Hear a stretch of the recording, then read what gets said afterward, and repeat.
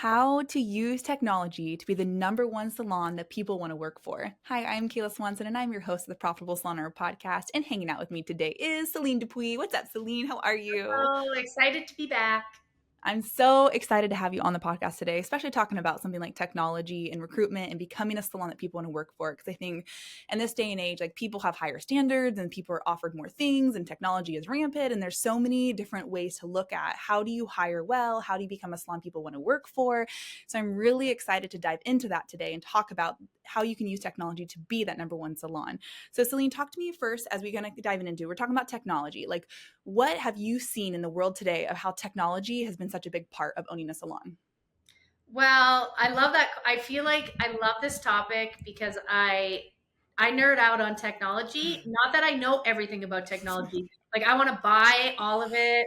I want like the latest camera stabilizers. I just always love that. And so, when I started my hair career, I graduated from hair school in 2023. Wow. I know it only looks like it was maybe 5 years ago, but it's been 23 years. And like when I started, there was no technology. You had a booking system, and everything was paper.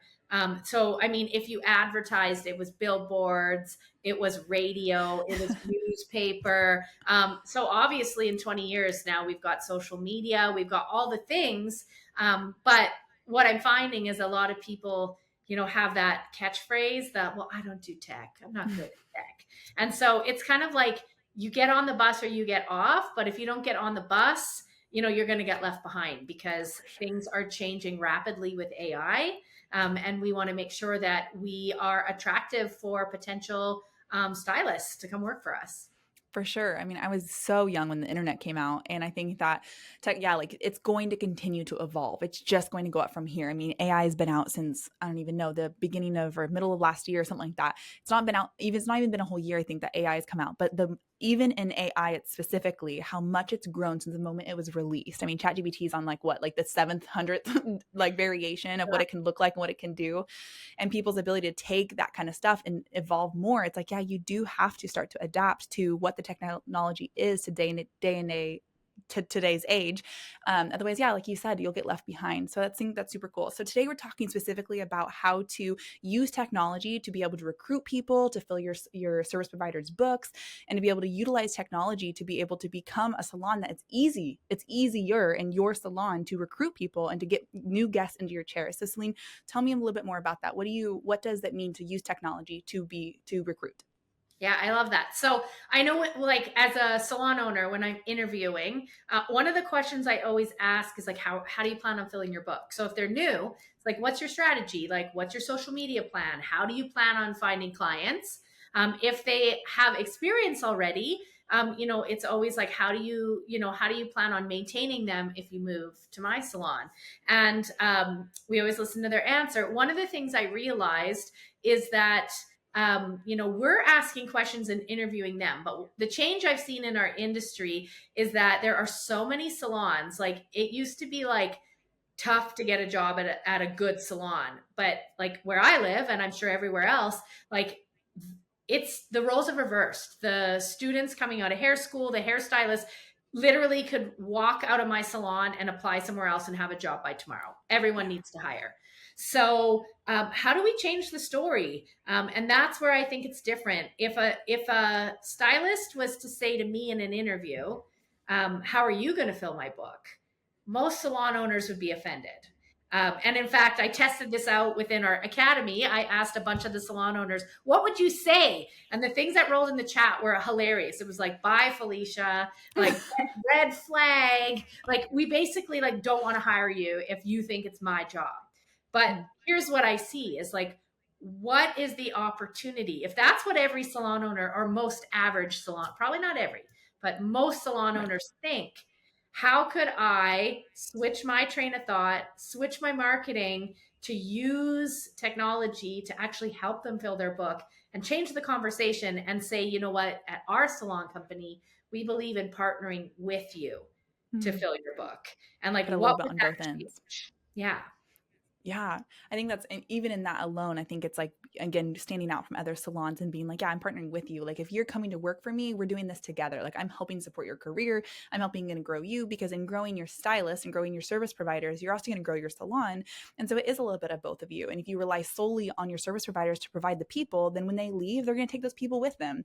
Or it's not going to be as balanced and people are going to feel that tension of like, it's always on me to fill my books. Why am I even here in the first place?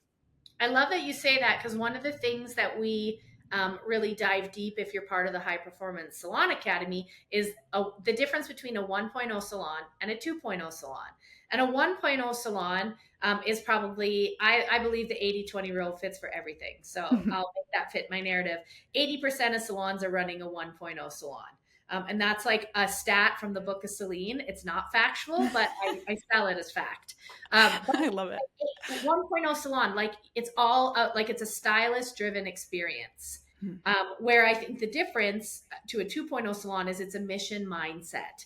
So it's like, yeah, they're coming because they have a great stylist, but they actually have built a connection with the salon, the culture of the salon, and they really like buy into like the whole mission of the salon. And if you can move from 1.0 to 2.0, when your stylists come and go, like you're way more likely to retain more of those clients because number one, if you're using technology to build their book, you've collected their leads, you have their information, like you were the first point of contact.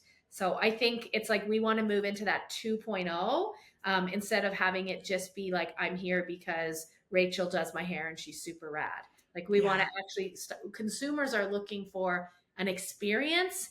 Like instead of 5-star service, like that's 1 star. We want to go, or sorry, that's 1.0. 2.0 is like 5-star experience. Yeah. Yeah, completely. I love what you said. The point that I want to make sure you guys heard is, yeah, you're curating this partnership within your salon and within your CRM, within your technology. So then it's a part of building the business of the whole salon. It's not individual. It's not, oh, this is your clients, this is your people. It's like, no, we're building a business together. You are a part of my mission. You get, it's like my mission is also your mission. So you get that buy-in where your people are coming into your salon. And they're just as much on fire. Like, yeah, this is the salon, the culture and the mission of this salon is where I want to work. I want to build my book of business within this culture. And then you partner together, which I think is so cool. So, Celene, how have you started to accomplish this? Because in that mindset, I love the mindset that you have. What have you started to look at in your salon of how to be able to accomplish partnering together with the people that you're hiring? Yeah, I love that. So one of the things, and again, I will always give credit. I'm finding inspiration and using it, but it's not like I've made it all up. So Yeah. one of the ideas that came out of one of our masterminds on one of our open coaching calls, I host those 3 times a week in the academy. But one of the members was like, we started doing something called a vibe check. So like when you're going into a hair school, you have someone come in. I know depending where you live, where I live, work experience. They come in and they get to be on the floor at your salon and just check it out. And so then you're like, I love you. I want you to apply. But for a lot of them, they're still checking out different places. Like they're too early in their career to decide. So it's a real like turn off when you're like, apply, apply. Like it gets very desperate. Like date me. Like, you're like love Pick bomb. me. Yeah. So we got this idea from the academy, but I started just inviting people like stylists out for a vibe check. I take them for a coffee. Like it's very Wow. informal. We're going to talk a little bit about like our salon, but I just want to get to know you and see if we would even be like in the right mindset to like work together before bothering to do an interview and all the other things. So I Wow. think like approaching those situations differently, number one. And then I think like, how do you get started? I think the first thing that you need to do is really look at like, what are the biggest challenges? And Google is great for this. It's the same if you're writing a blog or you want social media content. If you went into Google and you asked a question, if I typed in, what are the biggest challenges for brand new hairstylists in the industry? It gives you that drop down menu where it'll have like 10 or 12 answers. That can become like all of your content for social media, for blogs, because that's what's the most Googled. So I would Hmm. take that and like that's the first place I started was like, what's their challenges? And one of the first thing that came out was getting clients. New stylists, it's getting clients. Again, we know algorithm, all that magical stuff. Only 10% of your followers or some number, who knows what it is now, even see what you're posting. So, like, how do you build a clientele when you're new? When I was new, like when I wasn't booked, my salon owner kicked me out of the salon and was like, take your cards and walk up to people on the street. And you'd be like, hi, my name's Celene. I'm looking for new, like, it was so like cringy. Cringy. I was gonna say that's the word that I thought of It too. was awful. Like, it was Yeah. really awful. And so, I mean, it's not happening anymore. So I think the first thing is really figuring out the challenges and then doing your homework and your research to find like what technology is out there, what resources are out there that could support those challenges. Yeah. So once you do your research, like I found, first of all, everybody has a point of sales in their like your booking software. Like, you don't even always need to spend more money to get this technology. Like, have you had a meeting with your, whether you're Forest or Amivo or Vergaro or, all the Envision, all the different brands, like meeting with them to be like, this is our need. Like, do you have anything right now that meets the need? Yeah. Right. And so really knowing how to use your software, but then finding outside sources, like there's AI technology, like Reach AI is one that we recently started using. Maya, the stylist quiz to help match. So, like, what technology and what is the return on investment on it? So it's like, how much does it cost a month? But how much will it make me? And like, what are the like data driven results that we can get to solve the problem that we currently have? Yeah. We're Forest, born on the salon floor and built for and by hair and beauty professionals like you. Forest is your marketing, your reporting, your reputation management. You need one easy-to-use system that does it all. Forest, together we grow. Wow. What a cool things. I hope if you're listening, that is really making your brain start to think of like one, viewing it just differently, taking a different perspective and viewing how you acquire new guests into your salon or spa or barbershop, whatever you have at home. And so taking a new perspective of like what that could look like and realizing that there is so much more. So if there's a lot of pain points that you're having, there is so much technology out there that can start to solve some of those pain points of like, man, it's too hard to do this, or everybody's doing that, or just to be able to take your unique flavor as a salon and put it out there using it. I love what you said, Celene, about like, yeah, go to your POS system, go to your, if it's Forest or whatever, all the all the ones that you mentioned or whatever one you have, going to them because they know their software better than you do. And so being able to go to like meet with them because they would love to meet with you and teach you how to use their software more, because the more you use it, the more you'll stay long term.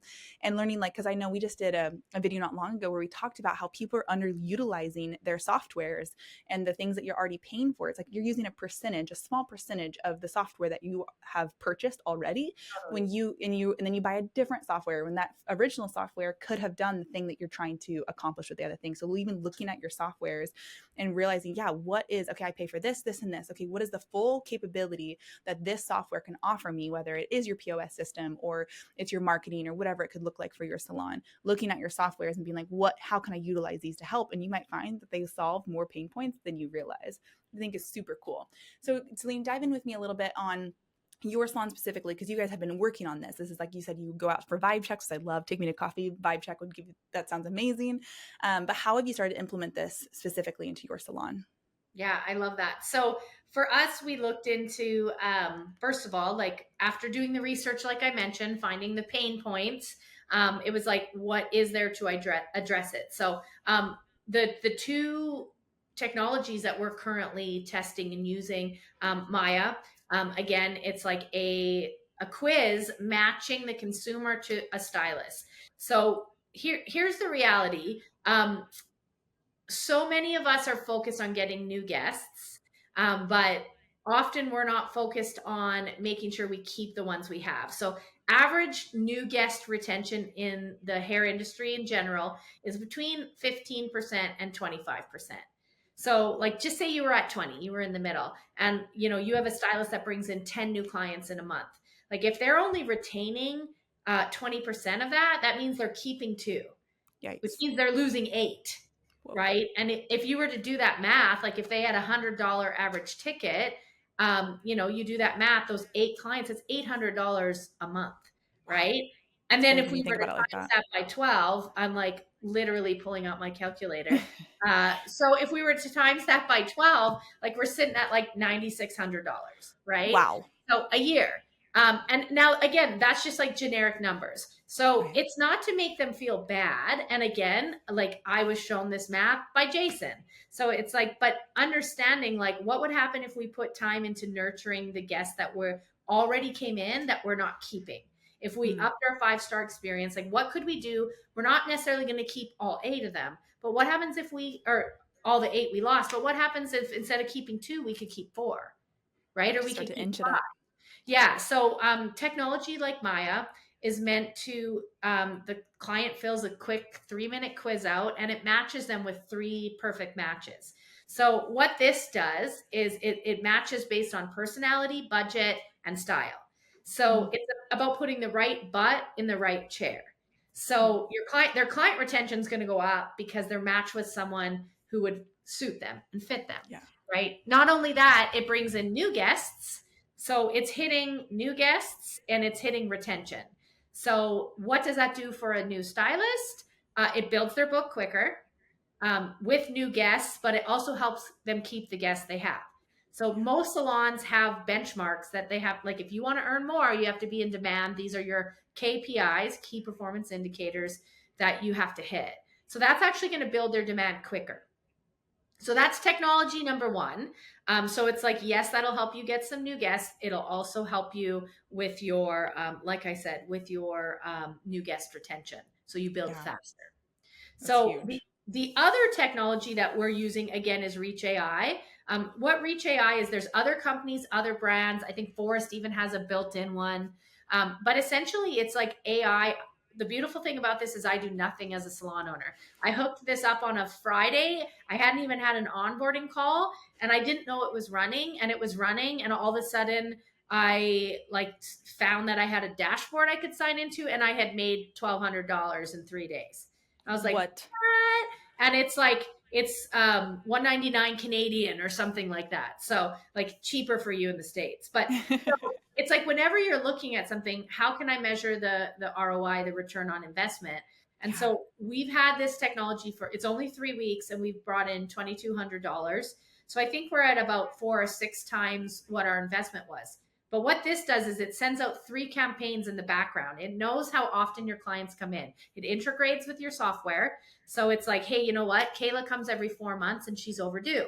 And so it'll send out 3 different campaigns. It sends out a campaign to nurture. So it's like, hey, Kayla, these are the openings we have this week. And it'll send that out to everybody who would be due for an appointment. It has another campaign that fills up open spots. So it would target your client specific or your stylist specific clients. It'd be like, hey, Kayla has an opening tomorrow at 12. Click here to book. And the other campaign it sends out is a pre-booking campaign. So anyone who leaves the salon without setting up their next appointment will get a blast the next day just saying, like, thanks so much for your visit, Kayla. Click here to book your next appointment to make sure that you get your preferred time. So Wow. it's helping drive pre-booking.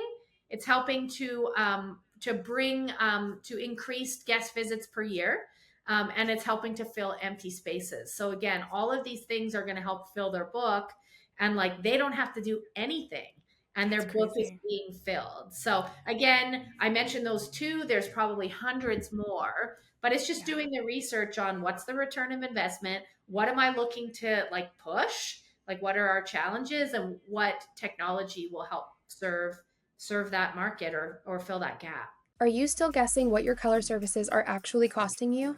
Guessing the cost of your services is eating into your profits. With Salon Scale, you can separate your parts from your labor and charge for every drop of color used. Stop letting your back bar drain your earnings. Click the link in the description to get 10% off of your first year or start your free trial today. Salon Scale. Profit starts with every mix.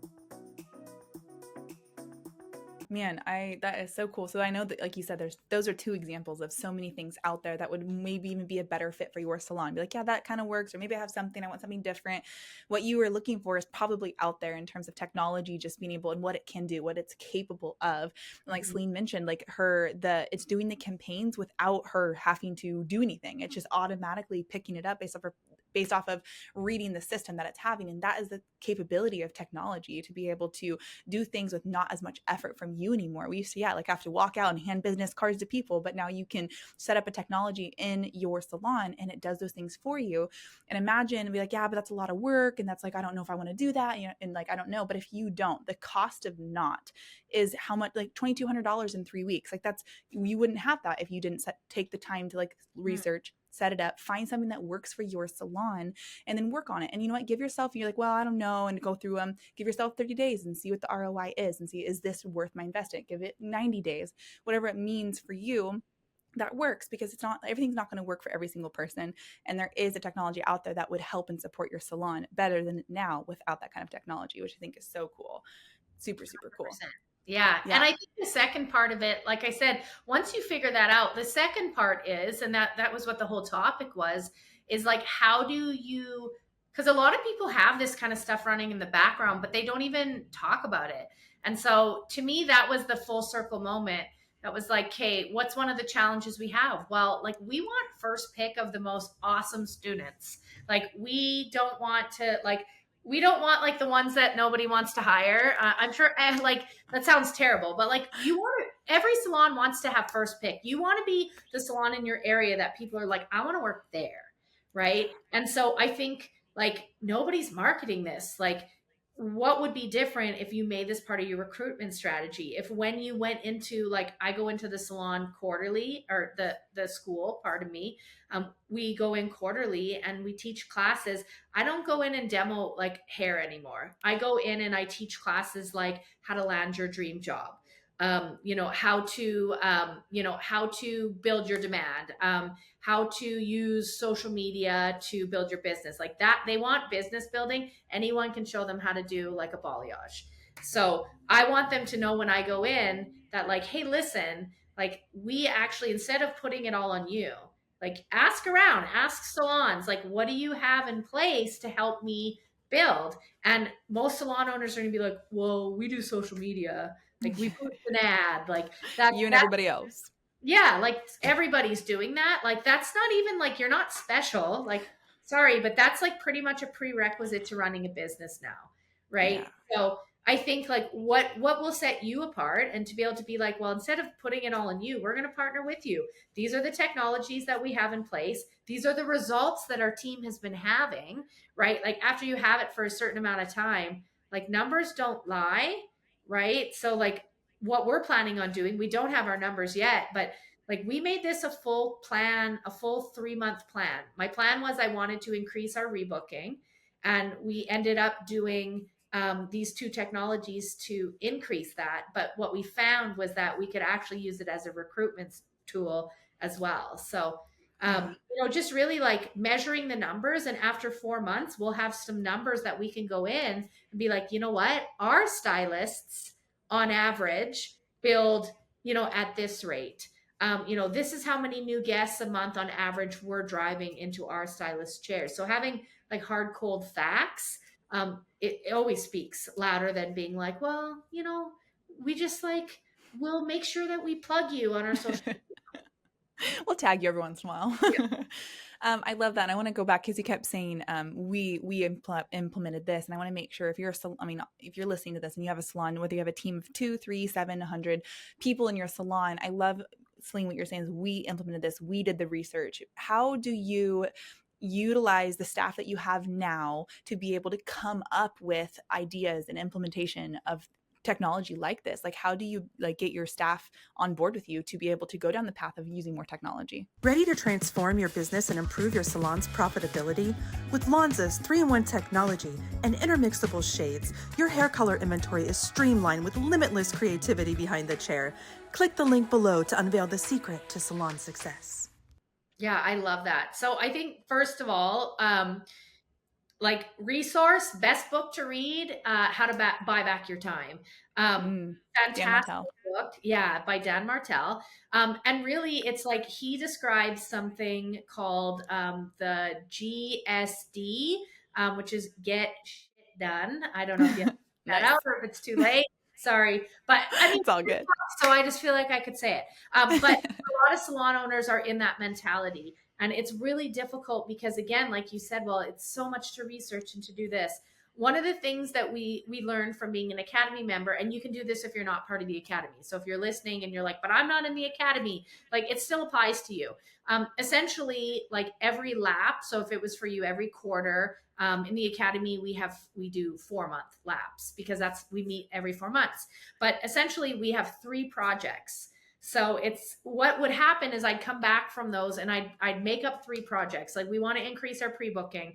We want to redo our onboarding. I'd make up these projects, but then I would have so many tasks that I would never get them done. And to be quite honest, I felt overwhelmed and never looked at it again. What we started doing was, again, we have a leadership team and I have 2 managers. They're both hairstylists behind the chair.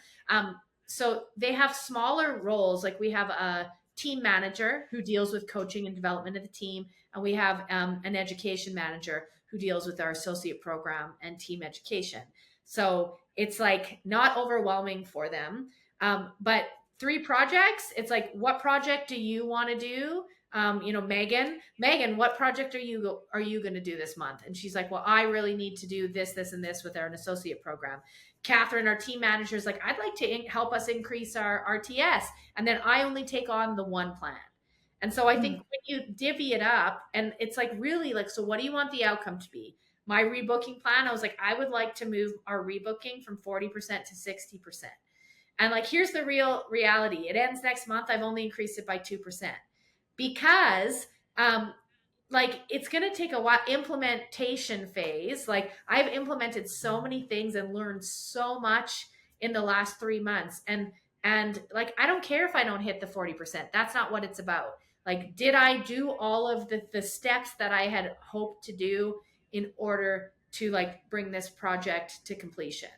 Wow. So I think it's like really looking at like, how can you break that up? If you were only to focus on, 3 projects, but I'm focusing on 1 and it needs to be in my area of genius. Because when I ask the question, how much are you working on? People are like holding up fingers. Like, I'm working on 10 projects right now. It's like, how many of those do you love doing that are in your area of genius? And most people are like, 1 or 2. Yeah. If you can free your time up and just work on projects that are in your area of genius, you're going to get things done quicker that are going to be more impactful to your business. So sometimes you just have to let it go and just set that up. And then we meet weekly. And it's like, hey, tell me what's happening in your project. Give me the oversights. Well, this week, here's our numbers, here's our progress, and this is what I got done. And it's just like a quick overview so you don't forget about the project to find out, how it's going. Yeah. Are you ready to increase your retention and revenue and convert website traffic to clients? Then you're ready for Maya. Maya creates better business relationships by pairing the right clients with the right beauty professionals. Use promo code HPSA for your first 2 months free. Visit joinmaya.com to get started. Wow, I love that. And I hope as you're listening, you caught that, like, don't have 10 million projects. You can have goals where you want to get to, but focus on a few at a time. Focus on like, what are my 2 to 4 main things that I want to focus on? Doesn't necessarily mean just you. Build your leadership team, have other people in your salon that can support in that, because we're really not meant to do this alone. And building that leadership team to come on along and support you in driving to your mission, what you want to accomplish. I think the other really important thing that I want to make sure that you caught is it's okay if you set a goal from yourself and then you don't accomplish it, because just pursuing those projects, just pursuing something that you want to achieve, in the process it takes you to get there, you'll learn more than you realize. So of course, drive for that goal. Be like, yeah, I want to go from 40 to 60% and continue to drive to that to the very end. But then be easy on yourself as you're going through it, as it's okay if you don't reach that number, because you learned a lot in the process. And when you get to that end, you can set a different kind of goal or a different kind of path for your project you're working on. Maybe you have the same goal, but okay, that's still my same goal, but I'm going a completely different path in terms of how I'm going about this project. Because I think that sometimes we're like, well, we tried it, it didn't work. Yeah, I've tried that, it didn't work. Okay, well then what did you do with that? Did you just walk away and be like, we're stuck at 20% rebook and can't get it to budge? Well, then go find support. Ask people who have, ask somebody, if you have a 20% rebook, ask somebody who has a 40 book. Be like, man, what are you doing? Because the genius is in the room of the people you surround yourself with. We get the pleasure of having a whole community of people inside of our academy who have tried and failed and tried and succeeded in so many different ways that we get to on a daily basis come to a group and be like, hey, this is my problem, I want a solution, what have you done in your salon? But find the people who are alongside you to support you in the goals that you're set out to achieve, and be easy on yourself, because it's not necessarily about, oh yeah, you did it, you grew 20% on your pre-book or rebook. And so being able to focus on that. So if you're listening, I hope that you caught that it's okay to set goals, and it's okay if you don't quite meet them, but realize that the process of learning and growing through that is so valuable for you, and even people who come alongside after you, and you can share your experience and your journey with those people. Yeah, I love that. Sam Villa actually had said to me once, like, fail is just an acronym for first attempt in learning. And I think the last step that I think is super important when you don't hit a goal is because we lose momentum. We're like, well, I didn't hit it. And like, I'm an Enneagram type 3. If anyone listening knows about Enneagrams, like, we're the worst. Like, we are the worst. We're the achievers. So when we don't hit our goals, like, think about your staff. When they don't hit their goals, they're bummed. And so one of the things you have to make sure you do is actually write out all the things. Like, I'll tell you, like, real talk. My very first year in the academy, I was like, well, where's all the profit? Like, where's my profit? And then Jason was like, you got to write down all your wins for the year in the academy, because implementation takes time. You don't always see like profit when you implement a new technology in your salon. You're not going to, sometimes you do, like with the Reach AI, I saw profit right away, but other things are going to take 4 months or a quarter, or they're going to take time to start seeing the return on the investment. And so Jason was like, write down all of your wins. And I realized in that first year with the academy, I had implemented 15 things in my business. And if I was just looking and I'm like, where's the profit in my bank account? These 15 things, they're not all going to show return right away. But when they start to, how much is this one worth? And how much is this? So have your staff actually write a list of all the wins that they achieved on the way to the goal. Right. And so then you take time to celebrate that instead of focusing on the fact that you wanted to hit a 20% increase and you only hit 10%. It's like, that doesn't even matter. Right. It's like, what did you learn along the way and what can you celebrate? Like, what wins happened? Wow, that is so, I hope that you listened to that and that meant something to you, because that is such an important part of achieving your dreams is realizing that the success that you did have, like Celene said, you aimed for 60%, you've only grown, what you said, 2%? Yeah, we so far, like 2%. wanted to grow by 15%. We've only hit 2% growth, but along the way, not only did we have that growth, we've built our stylist books because of what we've learned. We've like increased we've increased the rebooking by 2%. We've served more, like our new guest retention has went up. So it affected more than just that rebooking. Yeah. And even that, like, you're 2% more than you would have been if you hadn't done the work to try to grow it in the first place. Yeah. And so even celebrating, like, man, growing 2%, I mean, it depends on how many clients you have, but that is a big amount. It's still growing the amount of people that are coming back that wouldn't have done that if you hadn't have done the work to even move the needle even a little bit, which is so huge. Me and Celene, this has been a blast to have a conversation about this. I hope that you learned a lot from this episode and took some tools that you can go back and implement into your salon, and start with your salon and looking at what are your pain points, what do you need, what are the needs of your salon that you do not have. Look into the softwares that you are already using and how you can utilize them more. Maybe you can even be like, oh man, I'm spending these 2 softwares, but this software does what that software does. Be like, yeah, but it's too much of a hassle to transition. Is it? Could you get on a call with somebody and see like how much it is easy to implement? Because I think the other thing too is with so much technology out there, technologies are becoming easier and easier to implement and to utilize and becoming very user friendly. And so looking into realizing that don't hold yourself back because of your own head trash, thinking that it's harder than it really is, because sometimes it's just not. Now, there are times when it has been harder and you may have that experience in the past, but don't let that hold you back from achieving the goals that you really want to achieve in your salon. Because I love what you said. Fail is what would you say that fail stood for? That was really meant a lot to me. First attempt in learning. First attempt in learning. Yeah, because it's all learning lessons. With everything, even if you don't achieve what you think you wanted to achieve, you still learn something along the process. So if you learn to fall in love with the process of learning as you go, you'll be much happier and you'll progress forward. Jason always says, I will go further because I will fail quicker. And I think that has always stuck with me, that don't be afraid to fail, because if you just don't do, then you won't do anything and you won't continue to grow, because you have to fail to be able to grow. Because honestly, in my personal opinion, you learn more through your failures, through the things that you do wrong than necessarily when you're like, oh yeah, I got it. Yeah, that was easy. But when you do something wrong, if you can learn to look for the learning moments in those situations, it'll be a lot better and for it. So thank you so much, Celene, for hanging out with us today. Do you have any last wrap up thoughts before we close out for this episode? Oh man, I feel like this was so good. I mean, I think the biggest thing is just like, don't ever let the fear, remember your little voices that say like, I'm not good at technology, or that's too much work. Like, you know what? Like, you don't get good at it unless you actually start to use it. So like, there's this magical thing called Google and YouTube, and you can, like, I could learn how to install a deck in a weekend, and I'm not a carpenter if I just watched a couple videos. So, and also know when you can hire it out, but like, you know, just try it. Yeah. You know, just open your brain to the possibility that it can be easy. My favorite quote is let it be easy. I love it. Yeah. Yeah.